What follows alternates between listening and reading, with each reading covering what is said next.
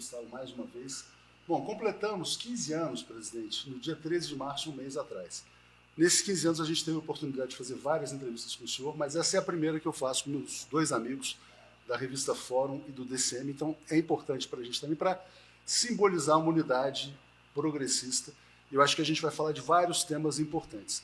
A primeira pergunta que eu queria te fazer, partindo de um elogio, que é o seguinte: o senhor ganhou 3 eleições presidenciais, Pelé ganhou 3 Copas do Mundo. O senhor é o Pelé da política brasileira. Nunca vai haver um outro Pelé e nunca vai haver um outro Lula. O Pelé não foi para a 4ª Copa, o senhor vai para a 4ª eleição. Por que o senhor quer o 4º mandato e por que o senhor acha que merece um 4º mandato? Olha, primeiro não se trata de eu querer um 4º mandato. Nem sempre você quer o primeiro, quer o segundo, ou quer o terceiro. As circunstâncias políticas e o momento conjuntural que você vive decide se você deve ser ou não. Olha, primeiro porque nós temos um legado nesse país em que eu tenho muito orgulho das coisas que nós fizemos em todos os nossos mandatos. Segundo, porque é um compromisso moral, ético, eu diria até cristão, não permitir que um fascista volte a governar esse país. A democracia, para quem lutou para defendê-la e para quem lutou para derrubar o regime militar, custou muito caro a muita gente. E a gente, depois de um aprendizado de convivência democrática nesse país, ainda muito, muito curto, muito pequeno, com muitos saltos para cima e para baixo, com muitas quedas, a gente teve uma experiência muito bem sucedida, sabe, com a eleição do Tancredo Neves, mesmo sendo pelo colégio eleitoral. Depois teve o desastre da eleição, sabe, do Collor, sabe? Depois tivemos o sucesso da eleição do Fernando Henrique Cardoso, sabe? Tivemos o Itamar Franco. Depois nós tivemos, sabe, a minha vitória, que foi uma passagem extraordinária, você passar de um cientista político, que era um cidadão considerado progressista, para um metalúrgico dirigente sindical. Depois da experiência bem-sucedida, você cair, sabe, eleger uma mulher primeiro como a Dilma, e depois você ter um golpe de Estado e depois você cair na mão de um fascista. Sabe? Nós não temos o direito de permitir que isso aconteça no Brasil. Nós temos o direito de brigar.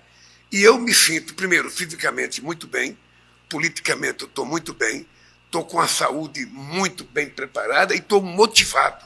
Eu estou motivado porque tem muita coisa para fazer para o Brasil, que eu espero que no transcorrer das entrevistas vocês perguntem o que eu penso fazer. Então, mas a razão da minha candidatura é essa. Eu sou um cara que eu tenho um compromisso com esse país. Eu tenho um compromisso com o povo brasileiro. Você está lembrado, sabe, que eu disse desde o primeiro posto, se ao terminar o meu mandato, esse povo estiver almoçando, jantando, tomando café, eu já realizei minha obra da minha vida. Depois disso, a gente aprendeu a fazer muitas coisas. E o Brasil vive hoje um bom momento. Um bom momento. Nós temos a menor inflação acumulada em 4 anos, nós temos a maior massa salarial, nós temos o aumento do salário mínimo com o aumento real de salário já, sabe, todos os anos seguidos. Nós temos a maior exportação da história do Brasil. Nós estamos com a capacidade produtiva na indústria Brasil, sabe, muito grande. Voltamos a exportar através da nossa indústria. Nós estamos numa situação, sabe, em que o povo está vivendo um pouco melhor, mas ainda aquém daquilo que é a expectativa do próprio povo. Eu aprendi muito cedo uma frase: quem está contente com o que tem não merece o que tem. É preciso sempre a gente estar querendo um pouco mais para a gente poder brigar. Então, eu sou candidato político, eu tenho muita coisa para fazer nesse país. Tem muita coisa. Nós apenas começamos a alicerçar porque foi mais difícil, sabe, recuperar 2 anos de desastre do que foi o governo anterior do que 2003. Mas muito mais difícil. Porque no governo Fernando Henrique Cardoso tinha coisa para ser feita. Aqui não, aqui eles destruíram. Então, reconstruir uma obra destruída é muito mais difícil. E nós fizemos isso. E estamos colhendo muita coisa aqui no transcorrer da entrevista. Eu espero poder contar para vocês. Agora, obviamente que, como eu sou um democrata, sabe, o partido vai ter uma convenção em junho e o partido vai decidir se vai ser o Lula, se não vai ser o Lula, se vai ser outro, se não vai ser outro. A verdade é o seguinte: eu nunca tive com tanta energia para ser presidente da República como eu estou agora. Eu acho que a manchete é o seguinte: o senhor é candidato a presidente da República, porque muito se falou aí nos últimos dias, inclusive especulação do mercado, que queria um outro candidato e tal, e o senhor está dizendo aqui para a gente que o mercado, se você analisar o mercado da Faria Lima, eles sempre vão querer outro candidato. Porque eles não querem política de inclusão social. Eles querem política para pagar a taxa de juros deles. e eu quero fazer política de inclusão social. Então a gente vai ter sempre uma divergência, muita divergência. Então, a partir E ele não sabe que eu quero fazer muito mais. Ele não sabe que nós vamos fazer muito mais investimento em política de inclusão social, porque o povo brasileiro merece um pouco mais do que tem. Então, eu queria avançar exatamente nisso, presidente, porque, partindo desse pressuposto, eu queria lhe colocar uma pergunta na área econômica, né?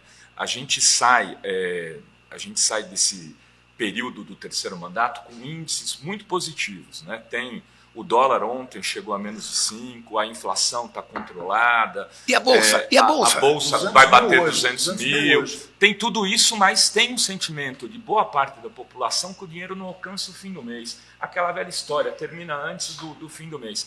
E é meio generalizado, presidente. Eu converso às vezes com gente classe média o nível social que ele alcançou, ele exige uma série de coisas e acaba tendo esse sentimento de que as coisas não vão bem. Como o senhor pretende dialogar com esse eleitor? Olha, se tem uma coisa que eu aprendi a fazer na vida, é saber o sentimento do povo brasileiro, sobretudo o povo que eu represento. Eu levanto de manhã, vou tomar café, eu levanto de manhã, vou na academia. Sabe, quando é de domingo que eu vou, sabe, sentar um pouco na beira da piscina, eu converso com as pessoas para saber o seguinte, a minha pergunta é a seguinte, gente, como é que está a tua vida? Como é que está o teu salário? Você está com muita dívida? No que você gasta teu dinheiro? Eu faço essa pergunta para mim ficar de acordo com aquilo que é a vida real das pessoas. Então eu acho que as pessoas, a massa salarial cresceu, mas também a necessidade de consumo do povo cresceu. Exato. Sabe? Tem coisas que nós estamos fazendo investimento hoje que a gente não fazia. As pessoas gastam 300, 400 reais por mês com internet, com um monte de coisa que tem que contratar. As pessoas gastam dinheiro com o Mercado Livre. E agora tem as bets para assaltar o povo. Nós que brigamos a vida inteira contra cassino, eu pelo menos como cristão, agora o cassino está dentro da sua casa, está dentro da sua sala, está no celular do seu pai, no celular do seu avô, no celular da sua avó. Ou seja, induzindo as pessoas a fazerem aposta, sabe, que não deveria acontecer. Então, nós sabemos dessa situação, por isso nós estamos preparando um programa para resolver parte da dívida das pessoas, como nós já fizemos no Desenrola, sabe, em 2024. Ou seja, o Desenrola não atendeu toda a necessidade, mas nós agora queremos aperfeiçoar um programa para que a gente possa amenizar. Esse dia eu estava conversando com um casal de companheiro, e ele falou assim para mim, Lula, eu e meu marido ganhamos 11 mil reais por mês. Eu trabalho, ele trabalha. Mas é o seguinte, cara, não me sobra um centavo no final do mês. Sensação. Não me sobra. Eu, às vezes, tenho que tomar um crédito consignado, sabe, para poder pagar o outro. Às vezes eu tomo no nome do meu marido toma no meu nome, para a gente poder ir enrolando a dívida. Não é normal. É importante que essas pessoas... Eu disse para ela, primeiro é importante que a gente brigue para você ganhar mais. Segundo, é importante que a gente controle a nossa capacidade de se endividar. Porque também tem muita coisa que facilita a vida da gente. Eu conto sempre a história, sabe, do meu cheque. Eu nunca gostei de crédito, de cartão de crédito. Nunca gostei. Mas um dia, sabe, a Clara Antes, a minha companheira Clara Antes, resolveu me convencer que era importante o PT ter um cartão de crédito para os filiados do PT. Eu tentei no Banco do Brasil, não consegui. Tentei na Caixa Econômica, não consegui. Onde é que eu consegui? Com o Lázaro Brandão do Bradesco. E o Lázaro Brandão, além de dar um cartão de crédito para o PT, que depois ele tomou prejuízo, porque a Justiça Eleitoral não deixou a gente fazer propaganda do cartão de crédito, sabe? Mas ele tinha adiantado 500 mil para o PT, para a gente pagar com a nossa publicidade. E aí eu ficava com aquele cartão de crédito pensando como é que eu ia gastar. Eu tinha vontade de comprar um determinado produto, que eu não vou dizer aqui, porque eu não sou tabagista mais. Eu tinha vontade, eu tinha vontade de comprar um produto e toda vez que eu ia comprar, custava $200, 200 e pouco dólares. Eu falava, não vou comprar, é muito caro, não vou comprar. Anos eu fiquei assim sem comprar. Quando eu peguei o cartão de crédito, eu estava na Suécia, cara. Eu vi o produto. E eu botei a mão no bolso, não tinha dinheiro. Eu comprei porque você não vê dinheiro, é mais fácil você gastar. É mais fácil. E hoje é tudo pelo celular, não tem mais dinheiro em circulação. Tem gente que não sabe mais do cheiro do dinheiro. Então é o seguinte, eu estou preocupado com isso e nós vamos tentar encontrar uma solução definitiva para amenizar o sofrimento das pessoas, mas, ao mesmo tempo, é preciso que a gente tente controlar essa jogatina que tomou conta dos meios de comunicação no Brasil, seja no mundo digital, seja no mundo, sabe, virtual. Ou seja, nós precisamos efetivamente tentar terminar, sabe, com essa guerra de jogatina que está no Brasil. Para esse mandato ainda, presidente? Para esse mandato? Não, nós temos que brigar ontem. Nós estamos fazendo boas discussões a respeito disso. Eu sei que não é um tema fácil, mas nós não podemos deixar continuar do jeito que está. Nós não podemos há muita lavagem de dinheiro nesse mundo. E se a gente quer combater o crime organizado, a gente vai ter que atacar todos os flancos. Todos, sem distinção. Não tem como a gente não fazer um combate ao crime organizado, sabe, com todas as armas que a gente puder. Sabe, e nós sabemos que tem muita lavagem de dinheiro nas fintechs, tem muita, sabe, na Bet, tem muita gente fazendo aposta, tem muita gente que, sabe, explora demais o povo. E nós, então, precisamos agir. Obviamente que não é uma coisa difícil, nós estamos discutindo com a Justiça, com a Fazenda, com o COAF, com o Banco Central. O que nós queremos é que seja um movimento do conjunto da sociedade brasileira para tentar resolver o problema da dívida da sociedade, e nós vamos apresentar uma grande proposta, e, ao mesmo tempo, a gente tentar amenizar o sofrimento do povo, gastando dinheiro, às vezes, induzido pela jogatina que está sem nenhum controle nesse país. A minha geração é do tempo que o jogo do bicho era ilegal, ainda continua sendo ilegal. Né? Eu sou do tempo que a Igreja Católica não deixava pensar em cassino, porque era jogo de azar, o povo pobre, se bem que o pobre jamais iria no cassino. Sim, mas aí, por excesso de zelo nosso, de não deixar criar o cassino. Sabe? Eu lembro que aqui no Brasil se discutia, vamos fazer o cassino no Nordeste, que a parte mais pobre vai desenvolver o Nordeste. Não, o cassino veio para dentro da nossa sala. O cassino veio para dentro do celular, que muitas vezes a mãe dá para o filho de 10 anos, de 12 anos, sabe, brincar. Então, como é que a gente controla isso? Então, nós estamos levando muito a sério esse negócio. Então, eu estou te falando isso porque nós vamos tentar resolver parte do problema da dívida. Não que eu não queira que o povo tenha dívida. Eu acho que a gente tem que ter capacidade de se endividar. Quando a gente tem uma dívida, porque a gente comprou um patrimônio novo, adquirir um patrimônio é importante. Porque também ninguém tem dinheiro para comprar a prazo.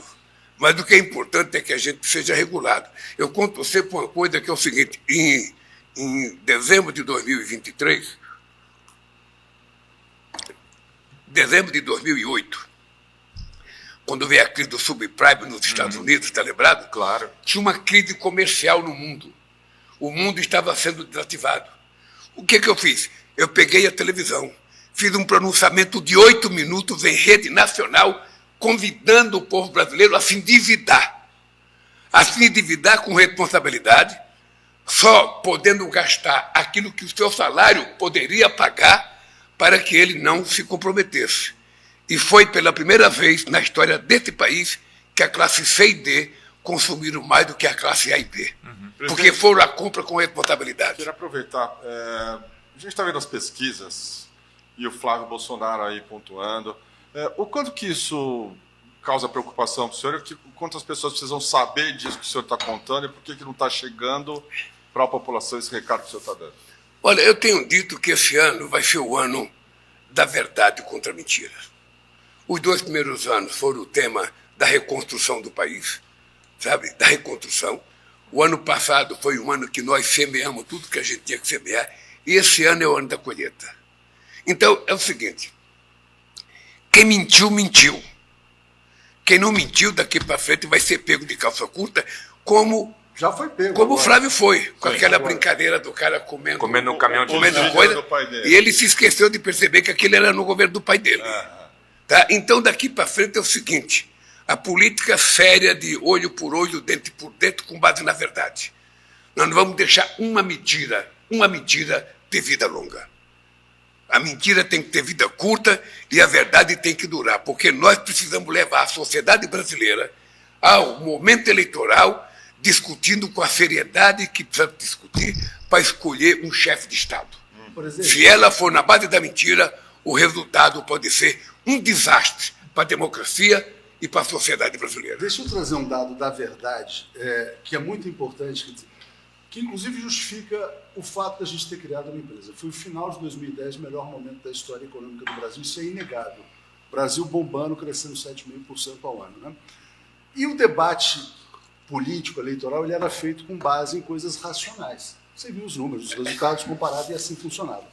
Eu até trouxe uns dados aqui, ó, o senhor não vai se lembrar. Isso aqui é Bovespa. Ela vai de 20 mil pontos para 70 mil pontos. Cai na crise de 2008 e volta. Né? Isso aqui é governo anterior ao seu, caiu. Andou para trás e caiu. Isso aqui é o governo Lula 3. Hoje, a gente vai dar sorte para o senhor, hoje a gente vai ter 200 mil pontos na Bovespa. É possível que isso aconteça. Né? E esse aqui eu achei mais interessante ainda, isso aqui, ó. Isso aqui é Embraer no governo passado, isso aqui é Embraer no governo Lula. A Embraer subiu 300% no seu governo. Aí algumas pessoas acham que isso acontece por milagre. Que foi, não, aconteceu porque subiu, porque resolveram comprar avião. Mas não é assim, né? Quer dizer, tem BNDES, tem política industrial, tem muita coisa, né? A última vez que eu encontrei o senhor ali lá em São Carlos foi para comemorar um negócio de 74 aviões comprados pela Latam. Agora o senhor está nessa há muito tempo. E também inauguração do primeiro supersônico brasileiro feito no Brasil. Mas, então, mas isso o senhor batalhou há muito tempo. O senhor foi no Chile atrás desse acontecimento. Então eu queria que o senhor falasse de coisas que às vezes as pessoas não percebem, mas que não estão caindo do céu como fruta madura. Assim. Isso é plantado. Veja, toda vez que o mercado, muita gente do mercado reconhece. Eu queria até mandar um abraço, presidente, porque eu tenho uma fonte na Faria Lima, que é o Faria Limer petista. Ele sempre enfatiza esses dados do senhor, que são superiores aos de qualquer governo. Deixa eu te dizer uma coisa, Artur. Desde que eu cheguei na presidência em 2003, é importante contar essa história, porque quando eu cheguei em 2003, os economistas de esquerda do meu partido, eu vou dar o exemplo de uma inatacável, Maria da Conceição Tavares. Ela dizia, o país está quebrado, o Lula não vai conseguir governar. Tá? Até os de direita que ficavam dizendo, está difícil, o Lula não vai dar conta do recado, não sei das contas e tal. O Brasil devia 30 bilhões de dólares para o FMI, não tinha dinheiro para pagar as nossas importações. O Malan era recebido pelo presidente do FMI. A inflação estava quase a 12%. Está lembrado? Então, nós entramos aqui, vamos colocar a casa em ordem, vamos tentar fazer. Foi um ano muito difícil, o primeiro ano, no segundo ano deu uma melhoradinha, no terceiro piorou, veio o tal do mensalão em cima de nós. O senhor falava desde o começo que viria o espetáculo do crescimento. Então, veja, eu não esqueço nunca, eu ia na Ford fazer uma assembleia com os trabalhadores e eu falei, vocês vão ver que esse ano vai começar o espetáculo do crescimento. A gente se lembra. Avacalharam comigo. Eu não vou citar o nome de quem avacalhou, mas economista na televisão, porque o Lula está fazendo fantasia. Naquele ano a economia cresceu 5,8%. Essas pessoas nunca pediram desculpa para mim. Mas eu tinha consciência de que as coisas iam dar certo. A gente estava trabalhando para isso. E estava acontecendo um fenômeno na economia brasileira que era, a gente estava calçando a parte de baixo da sociedade. A gente estava colocando um pouco de concreto ali para fazer subir, sabe, a escala social das pessoas. A gente começou a fazer muita política de crédito. O Banco do Brasil começou a emprestar mais, a Caixa começou a emprestar mais, o BNDES começou a emprestar mais, o BNB começou a emprestar mais, as pessoas começaram a ganhar mais, os trabalhadores de carteira assinada foram crescendo, ou seja, e nós chegamos a uma situação em que terminamos o ano com 7,5% de crescimento, o comércio crescendo quase a 13% e a inflação dentro da meta. O Lula tem sorte. Sabe? O Lula tem sorte. No segundo mandato, foi a mesma coisa. Agora a mesma coisa. A gente não tem sorte, a gente tem compromisso. O quarto pode ser melhor que o terceiro, presidente? Pode. O quarto? Pode, e só tem uma razão de eu ser candidato, é para ele ser melhor. Depois nós vamos entrar em detalhe. Eu queria até perguntar uma coisa. Mas deixa eu lhe contar uma coisa do terceiro. Deixa eu contar uma coisa do terceiro. A economia brasileira, é importante a Faria Lima saber que não é por causa deles. A economia brasileira não crescia acima de 3% desde que eu deixei a presidência da República em 2010. Eu vou repetir. A economia brasileira não crescia acima de 3% desde que eu deixei a presidência da República em 2010. Nós queremos mais, hein? Ela só voltou a crescer acima de 3% quando eu votei presidente da República em 2023. Agora, então, o que eu posso dizer para o brasileiro, se vocês quiserem escolher um presidente, por favor, escolha alguém que tenha muito sorte. Muita sorte. Porque de azarado já chega o povo. É importante que a gente escolha alguém que tenha compromisso de verdade. E não é só a economia que cresceu, a indústria Brasil. Fazia quanto tempo que a gente não tinha superávit comercial de coisa manufaturada? Começamos a ter. Abrimos 518 novos mercados em 3 anos e meio para os produtos brasileiros. O Brasil voltou a ser um país levado a sério no mundo inteiro. Poucas vezes na história o Brasil foi respeitado como o Brasil é respeitado hoje. Tanto pelo Trump, quanto pelo Putin, quanto pelo Xi Jinping, porque nós fazemos questão de respeitar e queremos ser respeitados. Quantas vezes nesse país teve tanto crédito como está hoje? Você pegou a Bolsa, pode pegar o Banco do Brasil, pega a Caixa Econômica, pega o BNB, pega o BADA, pega o BNDES. Se passou 4 anos aqui dizendo, não, tem caixa preta no BNDES, tem caixa preta, vou abrir o caixa preta no BNDES, tem corrupção no BNDES. O que eles encontraram no BNDES? Um banco falido por incompetência. O que nós fizemos? Recuperamos o BNDES. E está batendo o recorde de financiamento outra vez. Quando você tem compromisso, quando você quer fazer, as coisas dão certo. E eu jamais iria concorrer a um mandato para fazer as coisas darem errado. O meu 4º mandato é para fazer esse país dar um salto definitivo para se transformar num país desenvolvido. Eu quero fazer uma pergunta, então, já olhando para o 4º mandato. A taxa de juros está a 15%, presidente. Eu sei que o senhor não deve estar satisfeito com isso. Mas tem aí uma pressão também, porque a meta da inflação definida no começo do governo foi de 3% e teve que se construir o arcabouço fiscal. É difícil para a população entender essas coisas. Queria que o senhor explicasse e me dissesse assim, para o 4º mandato, isso muda? Depois da casa arrumada, é possível pensar em outras coisas ou vai se manter esse mesmo padrão na economia? Uma coisa que você precisa entender, Rovair, para me ajudar a divulgar o povo brasileiro, é que quando você encontra uma economia destruída, você não pode começar a administrar sem levar em conta que ela está destruída e que você precisa consertá-la para destruir. Você está lembrado que em 2004 eu levei o superávit primário para 4,25. Porque a gente estava numa situação muito delicada e eu precisava passar seriedade para poder convencer as pessoas de que o Brasil era um bom receptor de recursos estrangeiros se a gente fosse com seriedade. Ora, e eu fui procurar o presidente do FMI, que era o alemão, o tal de Kohler, para dizer para ele, eu aprendi economia com uma mulher analfabeta, que me ensinava a não gastar mais do que eu ganhava, e é assim que eu vou cuidar do Brasil. Você pode ficar quieto que eu vou pagar o FMI. E o que aconteceu em 2005? Paguei o FMI, e pela primeira vez, a coisa que mais custou nesse país eu fiz, que foi fazer um colchão de segurança econômico acumulando 270 bilhões de dólares de reserva internacional. A primeira vez que a gente teve reserva nessa magnitude. E até hoje essas reservas estão sustentando o Brasil.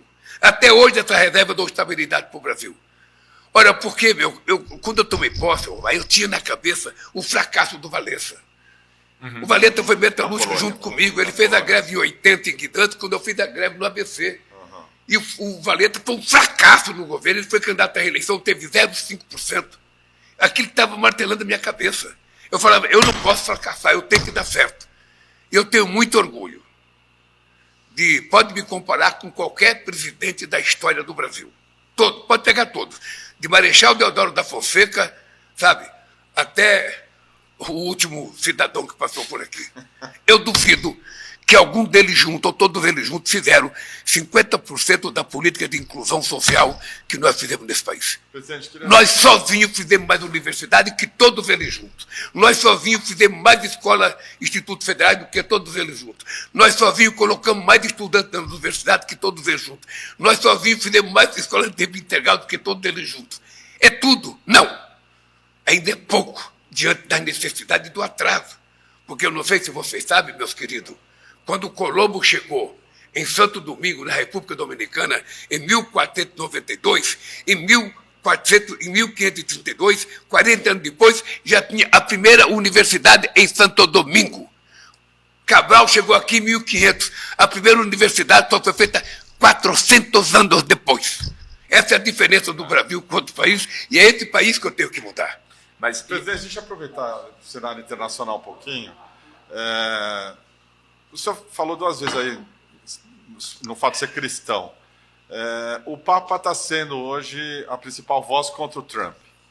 E o senhor vai para a Europa encontrar lideranças progressistas. Como é que o senhor encara o seu papel diante da ofensiva fascista no mundo? E o Trump como Jesus Cristo E também. o Acho que Trump, era o papel de importante. Jesus Cristo, importante também. Vamos fazer 2 coisas. A primeira com relação ao comportamento do presidente Trump. Perfeito. Eu acho que o presidente Trump ele faz um jogo eminentemente na tentativa de agradar o povo americano para tentar passar a ideia do país potência, do país preponderante, do país onipotente, sabe, do Tal povo, do MAGA, né? sabe, daquele Isso aí. povo superior. Obviamente que nós somos admiradores dos Estados Unidos, um país que cresceu, se desenvolveu, a maior economia do mundo, o maior país bélico do mundo, maior tecnologia, tudo isso a gente admira, a capacidade de trabalho do povo americano. Mas isso não é pelo autoritarismo do presidente. Isso é, sabe, pela conjuntura econômica, pela importância do país, pelo grau de universidade que eles têm. Então o Trump não precisava ficar ameaçando o mundo. Eu disse para o Trump, olha, a gente tem que escolher se a gente quer ser temido ou a gente quer ser amado. Esse é o papel do líder. As pessoas podem me considerar liderança porque gostam de mim. E as pessoas podem achar que eu sou líder porque tem medo. E quem tem medo não vê liderança. Vê o algoz. É diferente. Então acho que o Trump não precisava disso, o povo americano não precisava disso. Essas ameaças do Trump não fazem bem para a democracia. Essa guerra do Irã é inconsequente. Agora a gasolina nos Estados Unidos está 35% mais cara. O Brasil é um dos países em que o combustível está mais baixo no mundo nesse Mas momento. aqui subiu também. É importante você falar da BR. Mas eu vou Mas falar, Só- eu vou só- falar. só um Então, pouquinho mais veja, sobre o internacional. então, eu acho que o Trump não precisava disso. Eu, quando conversei com o Trump, eu disse, olha, eu tenho 80 anos de idade. Você vai fazer 80 anos 14 de junho. Portanto, 2 octogenário, não tem que ficar falando coisa que não tem interesse do seu povo. Você tem o interesse dos Estados Unidos, tem o interesse do Brasil. A base pela qual você nos taxou não é verdadeira. Você não tem déficit com o Brasil, você tem um superávit em 15 anos de 410 bilhões de dólares. É só você perceber que está errado a lógica. Perceber que está errado. E eu acho que ele E compreendeu. recuaram, né? Eu acho que ele compreendeu. E a coisa está bem amenizada. Eu falei para ele, ó, se você quiser combater o crime organizado, fechamos acordo agora. E a semana passada, a nossa Receita Federal, sabe, com a receita dele, resolveram fazer troca de informações para a gente prender, sabe, contrabando de arma, prender narcotráfico, prender o crime E o organizado. Ramagem, ontem? Sabe? Isso teve O alguma Ramagem. coisa da O Polícia Ramagem acho que Federal? vai vir para cá. A direita aqui no Brasil está dizendo que ele foi preso numa multazinha, não. Ele foi preso e já estava condenado a 16 anos nesse país. Ele foi um golpista que está condenado. Ele tem que voltar para o Brasil para cumprir a sua pena. Mas com relação ao Trump é isso. Eu espero que ele, aos poucos, vá aprendendo aquela imagem de Jesus Cristo, aquilo é sinceramente, aquilo não contribui com quem acredita no sistema multilateral, quem acredita na democracia. O senhor teve muita esta próxima reunião do Papa dela. Francisco. O Papa Leão XIV está surpreendendo bem? Não, tá bem. Eu tive com ele, saí muito bem impressionado e aproveitar a tua pergunta para ser solidário a ele, que está correta a crítica que ele fez ao presidente Trump. Ninguém precisa ter medo de ninguém. Ninguém precisa ter medo de ninguém. Eu disse para o Trump, não precisa ficar falando para mim que você tem o maior navio do mundo. Eu não quero guerra com você. A minha guerra com você é no argumento. Eu quero o poder da palavra para mostrar que nós estamos certos e você está errado. Bem, aí entra na questão da democracia. Sim. Nós tínhamos um fórum criado por nós aqui, pelo Petro da Colômbia, pelo o presidente da Espanha e pelo o ex-presidente Boric. Agora vai ter uma reunião que vai ter Lá muita na Espanha, gente. né? Vai ter em Barcelona, vai estar a gente vai Colômbia, cobrir, vai estar inclusive. o Boric, vai Vamos estar tá lá. o México, vai estar a África do Sul, vai ter muitos países, sabe? E nós vamos lá para poder tentar mostrar a importância de fazer com que a democracia recupere o seu espaço, sabe, no coletivo mundial. Porque fora da democracia qualquer coisa é pior. Não tem nada melhor. A democracia é um regime difícil, Porque a democracia, você tem que conviver com a imprensa, você tem que viver com o sindicato, você tem que conviver com o greve, tem que conviver com a oposição, tem que viver com o Congresso, sabe? Mas isso é que é a riqueza da democracia. É o contraditório, sabe? Está presente a todo momento. Ou seja, quando você fala democracia, você não está falando de um pacto de silêncio. Não. Você está falando de uma sociedade em ebulição. A sociedade se movimentando, tentando conquistar, tentando protestar. E o nosso exercício é esse, é de lidar com essas coisas e construir sempre um caminho do meio. Tem a derrota do Orbán, né? Eu, sinceramente, acho que nós precisamos apenas dizer o seguinte: é preciso definir na cabeça do povo o que é democracia. Democracia não é apenas o direito de votar. Democracia, as pessoas querem votar, as pessoas querem controlar o comportamento dos seus eleitos, as pessoas querem o direito de trabalhar decentemente, as pessoas querem comer decentemente, as pessoas querem estudar, as pessoas querem ter acesso à cultura, ao lazer, as pessoas querem construir sua família dignamente, as pessoas têm que ter direito de ser cidadãos e cidadãs. E a democracia não pode fugir disso, senão não tem explicação o exercício da democracia. Não é democracia. É com essa força de vontade que eu vou defendendo a democracia e as instituições que garantem a existência da democracia. Só um ponto rápido, presidente, que o senhor falou dos combustíveis nos Estados Unidos, eu não queria deixar passar aqui no Brasil. Um dos grandes estragos desse golpe de 2016 foi o desmonte da Petrobras, a privatização da BR, feita no governo Bolsonaro, e o senhor falava na campanha pelo terceiro mandato em reestatizar a BR Distribuidora. A gente entende as dificuldades, obviamente, mas o senhor assume esse compromisso de que vai ter distribuição da Petrobras no quarto mandato? A Petrobras vai estar do poço ao poço, por exemplo? Deixa eu só te dizer uma coisa. Na privatização da BR, na privatização está escrito que se a gente quiser adquiri-la só a partir de 2029. Até lá, ela pode ser vendida por qualquer pessoa, menos para a própria Petrobras. Que é um escândalo. E a mesma coisa vale para a Eletrobras. Tá? Porque são dois escândalos. Ou seja, São dois escândalos. Ou seja, a Petrobras, como não tentaram, como não conseguiram privatizar a Petrobras, eles foram tentando privatizar parte da Petrobras. Então, vendo uma refinaria aqui, vendo outra refinaria ali, venderam Clara Camarão, que produz querosene de avião no Rio Grande do Norte, que eu fui inaugurar, venderam a refinaria da Bahia. Mas às vezes o povo não entende, ele vai lá e só vê o preço. Né? E vender a BR.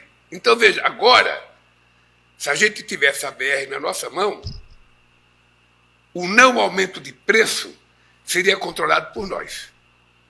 Agora, embora a gente esteja numa briga muito grande, porque nós isentamos PIS e COFINS, sabe, dos impostos do óleo diesel, nós fizemos um acordo com o governo do Estado e estamos dando uma subvenção. Eles abrem mão de uma parte do CMS, nós estamos dando subvenção de outra parte. Sabe? Estamos cobrando o imposto dos exportadores, que foi derrotado, mas nós que vamos ganhar para a gente poder compensar e não permitir que o preço do combustível da guerra do Irã chegue ao preço do feijão, ao preço da salada, ao preço do pão. Esse é o nosso objetivo, e muito menos ao tanque de um caminhoneiro autônomo, sabe, que mal e porcamente consegue sobreviver com o preço do frete. Então, essa é a nossa guerra. Essa é a nossa guerra. E, obviamente, que eu quero dizer para você, da mesma forma que no meu primeiro mandato eu comprei uma empresa para distribuir gás, para a gente poder controlar o preço, e eles venderam, eu ainda sonho que a gente vai ter uma empresa distribuidora de gás. Eu ainda sonho que a gente vai ter distribuidora de combustível. Porque até agora ele usa a marca Petrobras. sim. Até agora. Então não tem sentido. Sabe aquele negócio? A competência de governança da direita é dizer o seguinte: o Estado é fraco, sabe? E entra a direita no governo para vender o quê? Para vender o Estado. Para vender, sabe, as coisas que o Estado tem que... Vamos pegar a Eletrobras como exemplo. Tem gente que não gosta que eu fale da Eletrobras, não, mas a Eletrobras, que era uma empresa modelo nesse país, ela foi vendida. E vocês sabem o jeito que ela foi vendida. Pois bem, essa empresa foi vendida para ser moralizada. Um presidente da Eletrobras ganhava 60 mil reais quando ela era pública. Hoje deve estar ganhando por volta de 400 mil por mês, fora milhões de bônus. Milhões de bônus por ano. Em nome de que moralização? Que moralização? E eu ainda sonho em que a gente vai criar uma outra Eletrobras. Presidente, Porque eu está uma queria- empresa mais moderna e melhor. Eu queria falar de economia popular, assim, tem essas questões, obviamente, são muito importantes, mas tem questões que estão ali no dia a dia do povo trabalhador. Uma é essa questão do endividamento. As famílias estão endividadas, o senhor sabe disso. Eu queria saber se o senhor já pode anunciar aqui para a gente o que vem aí de projeto do governo nessa área. Não, mas tem mais uma. A questão dos aplicativos, dos trabalhadores de aplicativo. Está tendo um problema lá com o Congresso de aprovação disso. E, por fim, eu sei que não é de vocês, mas colou no governo, como sendo do governo, essa questão da taxa das blusinhas. O que teve de gente me pedindo para perguntar disso, quando eu falei que vinha falar com o senhor, então queria ouvir, porque eu sei que na época, por exemplo, a Janja era contra, teve toda essa conversa, não foi um tema fácil. O senhor mesmo está bem em dúvida se devia ou não aprovar, mas os governadores, o Congresso, aprovaram. Foi aprovado quase por unanimidade. Não, na verdade, o Congresso aprovou, sob pressão do comércio varejista, sabe, dos comerciantes de São Paulo, do Rio de Janeiro. Ou seja, as lojas mais organizadas fizeram uma pressão, o que eu achava um absurdo. E nós concordamos com o Congresso Nacional, quando ele aumentou 20%, mas depois os governadores voltaram a aumentar o ICMS. Eu achava desnecessária o aumento da blusinha. Achava desnecessário, porque são compras muito pequenas. Pois é. São compras de R$50, R$60, R$70, sei lá, coisas que não tem nada muito significativo, mas as pessoas de baixo poder aquisitivo que compravam aquilo. E que ainda compram. Eu sei do prejuízo que isso trouxe para nós. Eu sei do prejuízo. Né? A economia popular, veja, eu converso muito com companheiros que trabalham, sabe, no comércio, nos bancos, nas fábricas. Eu converso muito com o pessoal terceirizado. Ainda ontem aqui em Brasília a gente fez com que a gente vai ressarcir o valor da creche para os terceirizados. Você vai receber por mês R$515 mil, R$515 mil, R$515 por cada filho com menos de 5 anos, 11 meses e 30 dias, ou seja, com menos de 6 anos. Então, nós temos que levar em conta essa necessidade de pensar na economia, levando em conta sempre o privilégio para as pessoas que têm menor poder aquisitivo. E não prejudica o grande comércio, porque se você entrar numa loja grande em São Paulo, você vai ver roupa vindo do Vietnã, roupa vindo da China, roupa vindo de Bangladesh. A diferença é que um está vendendo na loja, outro está vendendo na calçada, e outro está vendendo pelo celular, pelo Mercado Livre. Sabe? Esse é um problema que nos trouxe problema e inquietação. Não vai mudar isso? Sabe? Não tem... Deixa eu te falar, eu só não posso anunciar o que nós vamos fazer, porque nós temos um plano de trabalho para um determinado momento a gente fazer o anúncio. São vários anúncios que nós queremos fazer e a gente agora só vai anunciar quando tiver tudo pronto. Eu não quero anunciar mais nada, que ao anunciar vai demorar 40 dias para entrar em Mas o vigor. Dorigan falou de 20% do FGTS. Eu quero para anunciar, pagamento de dívida. eu quero anunciar as coisas tudo de uma vez, quando tiver tudo pronto para funcionar. Mas vai ter novidade nessa área. Vai ter coisa boa, sabe? Vai ter coisa boa. Se não é para ser boa, não vamos fazer. Sim. Nós estamos pensando em vários setores, é um trabalho meticuloso, sabe? Exige muita seriedade. Eu estou envolvendo todas as pessoas que têm alguma coisa a ver com isso, para que quando a gente anuncia, isso possa ter um efeito, sabe, no bolso das pessoas. A ideia básica é você, sabe, fazer com que sobre alguma coisa para o povo brasileiro. A gente não tinha discutido o FIES na primeira reunião, mas outra vez o pessoal do FIES está devendo. Então a gente vai ter que colocar também como é que a gente vai aliviar a conta do cara que fez um crédito para estudar que está com dificuldade de pagar. Presidente, queria dois pontos que são difíceis assim para o governo comunicar o que está sendo feito: segurança pública e combate à corrupção. Por que é tão difícil para o governo dar o recado sobre o que está sendo feito e para a direita é só bandido bom é bandido morto? E onde é que a coisa pega aí? Isso é uma coisa crônica no Brasil. Quem é de São Paulo sabe que nos anos 80, quem disputava a campanha política era... Tinha que ouvir Gil Gomes, Afanásio Jazade, sabe? Bandido bom é bandido morto, sabe? Essa história. Tá? O que acontece é que, em 1988, houve uma Constituinte, que foi aprovada, uma nova Constituição. E nessa Constituição, nós, os constituintes, atendendo ao apelo dos estados, porque estavam cansados do governo federal, através dos militares, ter interferência nas políticas de segurança dos estados, nós garantimos na Constituição que a segurança pública é da responsabilidade do Estado. O governo federal tem a Polícia Federal, que é quase uma polícia fazendária, que ela só pode entrar quando tem um pedido, e tem a Polícia Rodoviária Federal, que cuida das estradas federais. Tá? Então, eu estou com a PEC no Congresso Nacional, ela já foi aprovada na Câmara. A hora que a PEC for aprovada no Senado, eu vou criar o Ministério da Segurança Pública. Ao criar o Ministério da Segurança Pública, você vai ter que ter um orçamento muito poderoso. Já está definido isso. Você vai ter que ter orçamento, você vai ter que ter um orçamento, ou seja, não dá para você pensar em segurança pública. Sabe qual é o fundo de segurança pública que tem o governo federal? Hoje, 2 bilhões. Sabe quanto que o Estado como a Bahia gasta? Quase 10 bilhões. Então, o que nós temos? Nós fazemos alguma ajuda, compra uma viatura aqui, compra uma coisinha ali, mas segurança pública não é isso.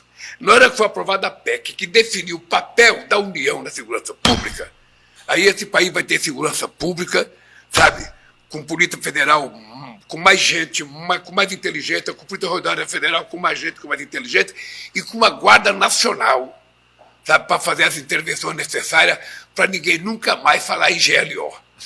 Tá? Então, isso está na minha cabeça e a gente está trabalhando com muito carinho a elaboração de um plano.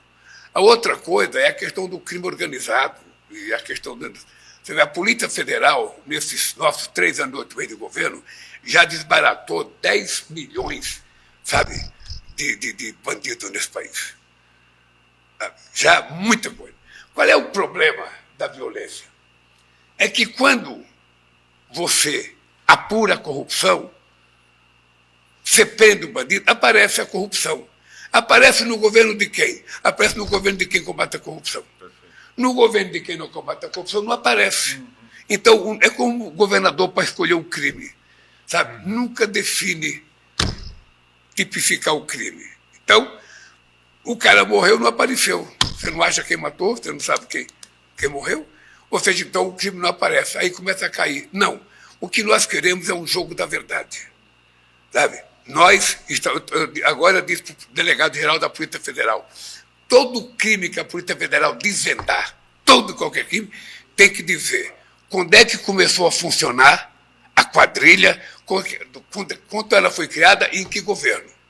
Para que a gente dê à sociedade a dimensão, sabe, da serpente que botou o ovo, que germinou falando nisso, o crime organizado e o bandido. Banco Master, né? Que eu acho que é uma conversa que eu gostaria de ouvi-lo, porque tem 2 diretores do Banco Central que foram presos, que estão com tornozeleira eletrônica. Isso teve origem, a gente sabe aonde, não foi na gestão do Galípolo, ao mesmo tempo foi na gestão do Roberto Campos Neto. O senhor não acha que o Galípolo deveria falar um pouco mais sobre isso, então, até em defesa da gestão dele? Deixa eu te falar uma coisa, Romário, que é muito importante. Veja, se você pegar a cronologia do Banco Master, você vai perceber o seguinte: em 2019, no começo, em fevereiro, houve o primeiro pedido de legalização do Banco Master. O presidente do Banco Central era o Ilan. Negou. Tá? Ele negou. Quando chegou em setembro do mesmo ano, já era o Roberto Campos, ele legalizou. Então, de lá para cá, você pega a árvore cronológica de quem foi quem, você vai perceber que foi tudo no governo passado. Tudo no governo passado, a mesma coisa do INSS. Tudo no governo passado. Então, o que eu disse ao companheiro Galípolo? Olha, o que eu quero de você é que você preste contas à sociedade da onde é que está a origem disso. Ou seja, eu não quero que você acuse o Roberto Campos. Eu não quero que você acuse ninguém, porque você não é policial. Você não é procurador. Eu só quero que você mostre para a sociedade quem é quem no cinema. Quem é o artista principal, quem é o coadjuvante, sabe? Para que o povo saiba quem é as coisas. Sabe? E ele está. Aliás, o deputado Pimenta fez isso muito bem na CPI, quando ele fez a cronologia do Banco Master, que ele chamou de Bolsonaro. Tá. Então, eu tive conversa aqui, não sei se você se lembra do PowerPoint que a Globo News fez. Sim. Pois é, essa história do PowerPoint é um bom ponto. Eu tive uma conversa com o dirigente da Globo. Teve? Quem? Tive uma conversa para mostrar a irresponsabilidade daquele PowerPoint. Mostrar a irresponsabilidade. Tentar mostrar a conexão de um cara com o presidente da República, tentar mostrar a conexão de um cara com o Banco Central. Com Galipe. E ainda colocar a bandeira do PT. Bandeira do PT da Bahia. A bandeira do PT. Como eu já fui vítima muitas vezes, eu tive uma conversa muito séria. Não dá para a gente admitir mais desse tipo de sacanagem. Então, não dá. O senhor falava muito em democratização da mídia antes de vencer essa terceira eleição. O senhor acha que hoje a mídia brasileira é mais ou menos democrática do que era quando o senhor ganhou? Eu acho que nós temos um problema. Obviamente que com a internet solta do jeito que é, não pode ter nada mais democrático do que os meios de comunicação nesse país. Eu acho que tem. Agora tem preferência. Tem preferência política. Tem preferência ideológica. Sabe, eu fui vítima disso em 89, fui vítima disso em 94. Pode ser de novo agora. Em 98, fui vítima disso em 2002. O senhor está sendo vítima disso de novo? Em 2002, eu chamei a Globo para conversar comigo, porque o jornal Globo dava mais destaque a Luiz Helena, que era a última colocada, do que ao presidente, que era o primeiro colocado. Eu chamei para perguntar qual era o critério. Qual era o critério? Depois veio 2006. Sabe? Nós fizemos a campanha contra o Alckmin, depois veio 2010, depois veio 2014, a canalice que foi feita com a Lava Jato. Ou seja, que a imprensa não pede desculpa, então também não vou ficar lamentando, mas eles criaram alguns monstros em nome do combater a corrupção, você levar em conta o que estava acontecendo nesse país, você levar em conta o que estava acontecendo nesse país, e eu sei o preço que eu paguei. E, para mim, aceitar concorrer a um terceiro mandato era deixar todo o rancor de lado, porque ninguém consegue governar se ficar, sabe, com o espírito de vingança. E é assim que eu estou governando esse país. Mas eu não posso permitir que eles achem que eu esqueci o que eles fizeram. Não pode, eu sei que a minha família foi destruída. O senhor pode dar mais detalhes dessa conversa? Deixa eu Essa conversa. Essa conversa. O que eles disseram para o senhor? O que eles falaram? Agora só queria disseram que não foi, que foi uma pessoa que fez, foi mandada embora. Foi estagiário. Ou seja, quem é que pagou o pato? Um bagrinho. Foi. Um bagrinho. Ou seja, de que lado que a corda arrebenta? Do lado mais fraco. Sabe? Então é isso. Mas eu sei qual era a intenção. Comecei qual era a intenção do Alberico em 89, na montagem daquele debate com o Collor. Então, o fato de eu relativizar essas coisas, porque eu também não posso ficar em guerra a vida inteira, como o Brizola fez com a Globo. Eu não quero ficar em guerra. Sabe? Eu fui eleito para governar esse país, eu quero governar. Mas é importante a gente lembrar, sabe, a questão da Previdência Social. Você sabe que eu sou um cara que eu tenho mágoa pessoal dessa CPI, porque eu queria que a CPI fosse feita pelo PT. É a bancada do PT que tinha que convocar a CPI. Porque foi a Polícia Federal e a nossa CGU que descobriu a falcatrua montada no governo passado. Então vamos nós fazer. Não é possível fazer CPI, porque nós estamos no governo. Eu falei, não é o governo que vai fazer CPI, é o partido que vai fazer. É a oposição que vai fazer, sabe? O nosso partido. Não quisemos fazer, eles fizeram. Não colocaram nenhuma pessoa dele. Nomes que todo mundo sabia quem foi. E aí colocaram dois relatores que são candidatos à eleição para o Senado, que quiseram fazer da CPI uma peça de campanha, passando a mentir o tempo inteiro. Começaram pelo seu irmão e acabaram no seu filho. Então é o seguinte, essa história toda eu já conheço. Então, o que eu disse, sabe, nessa discussão? Falei, é importante que a gente tenha muita responsabilidade daqui para frente. A gente não pode aceitar mais essas falcatruas, essas sacanagens. Tá, vamos fazer o jogo da verdade. Eu jamais vou pedir para um jornalista roubar, jamais eu vou pedir para a Folha, para o Estadão, para a Bandeirantes, jamais eu vou pedir, fale bem de mim.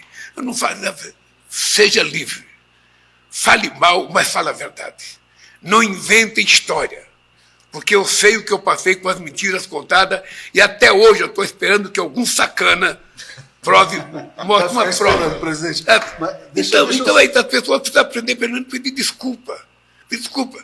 Eu queria só voltar um tema. Você não acha bem, vou pedir Eu vou voltar um tema. Você pega a questão do mercado financeiro. Todo ano começa o ano. As previsões são com o mercado fazendo uma previsão catastrófica do ano fiscal. O cara é pago para isso. Todo ano. Todo ano começou na mesma catástrofe. E é sempre no mesmo jornal. Um analista que você não sabe quem é, parece o Zezinho de Piracicaba. Coloca lá, o Zezinho de Garanhuns. O Zezinho sabe. Aí o cara faz uma catástrofe, não, porque o governo está gastando demais. Você sabe qual é a desgraça desse país? Você sabe qual é a desgraça histórica do Brasil? É que as pessoas ficam dizendo que a gente gasta com educação, que a gente gasta com isso, e as pessoas nunca pararam para discutir quanto custou ao país a gente não ter feito as coisas na hora certa. Quanto custou a gente não ter resolvido a educação do Brasil nos anos 50, quando começou o êxodo rural? Quanto custou não ter feito reforma agrária na década de 50, quando o mundo fez? Ou seja, quanto custou a gente fazer tudo atrasado? Em nome do quê? A única coisa que é obrigado a gente pagar, que é obrigado a guardar, é o juro da dívida. Então você tem que fazer o superávit, porque tem que pagar o juro da dívida todo ano. Nós sabemos que temos que pagar e nós temos responsabilidade. Nós temos responsabilidade. Mas é preciso que essa gente seja mais honesta com a opinião pública. Presidente. Esse país nunca esteve tão controlado como ele está agora. Pega o que era o déficit fiscal no governo passado. Pega a loucura dos precatórios que foi feito. Ou seja, nós tratamos com responsabilidade. Sabe por quê? Porque não apenas eu, mas o pessoal que trabalha comigo tem biografia. O Haddad tem biografia. Claro. E ele não quer destruir a biografia dele inventando história. Sabe, ele quer fazer as coisas mais sérias possível. O arcabouço fiscal, mas foi uma necessidade. Eu queria que o senhor falasse. Foi uma necessidade de mostrar seriedade num momento difícil da economia brasileira. E para o próximo mandato? Ninguém. Você está lembrado que eu cheguei na presidência, Rovai? O Brasil não era mais lembrado para nada. Ninguém convidava o Brasil para nada. O presidente era um eremita que ficava sozinho no mundo. Ou seja, hoje o Brasil é respeitado, e muito respeitado. O Brasil é levado em conta, e muito levado em conta. E mais importante do que isso, nós acabamos de fazer um acordo que estava há 25 anos rolando por esse mundo velho, chamado Acordo União Europeia-Mercosul. Um acordo que envolve uma população de quase 750 milhões de habitantes e um PIB de 22 trilhões de dólares, que começa a vigorar a partir de 1º de maio. Sabe? Então, daqui para frente, nós temos um mundo todo para frente. Vamos botar o tema da política externa. Isso aqui é bem importante e eu sou testemunha desse sucesso. Eu encontrei o senhor na viagem à Índia e foi impressionante ali o entusiasmo dos empresários, enfim, uma coisa maravilhosa, como foi na China, como foi o BRICS, tudo muito bem sucedido. Agora, quando se fala em política externa do seu governo, e o senhor falou que o mundo está melhorando, né, que o Trump talvez vá acomodar, tem um ponto que é muito criticado. Tem um ator descontrolado que se chama Benjamin Netanyahu, né, que continua em guerra, agredindo o Líbano, né, agredindo outros países. E muitas pessoas se perguntam se o Brasil não deveria romper relações diplomáticas com Israel. Eu sei que é um tema delicado, por várias razões, mas queria te ouvir. E quero também ouvir como é que o senhor sente, como ser humano, aquelas cenas de 165 meninas assassinadas numa escola no Irã. 1 milhão de pessoas deslocadas no Líbano. Tudo isso está acontecendo, quer dizer, e como é que o senhor vê esse ator chamado Benjamin Netanyahu? Olha, veja, eu acho que é o tipo do político que faz mal à humanidade. É o tipo do político que o comportamento dele para ficar no poder exige que ele faça o que ele está fazendo. O que não cabe na minha cabeça. Não cabe. Agora, o Israel, eu só tenho muito cuidado para falar de Israel, para não confundir o povo de Israel com o Netanyahu. O povo de Israel tem muita gente que quer paz, tem muita gente que não concorda com o Netanyahu, tem muita gente que gostaria, sabe, que não tivesse acontecido a faixa de Gaza.